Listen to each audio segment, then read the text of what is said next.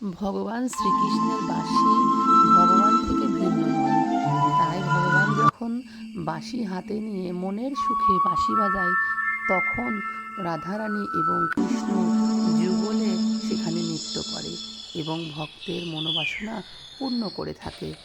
যেমন এখানে ভগবান শ্রীকৃষ্ণ মনের আনন্দে রাধারানীর সহিত বাঁশি বাজাচ্ছে, প্রকৃতি যেন নেচে নেচে উঠছে, ছুটে আসছে হরিণ, ছুটে আসছে পুকুরের মাছ, ঝরে পড়ছে ফুল, পেখম তুলে নাচছে ময়ূর।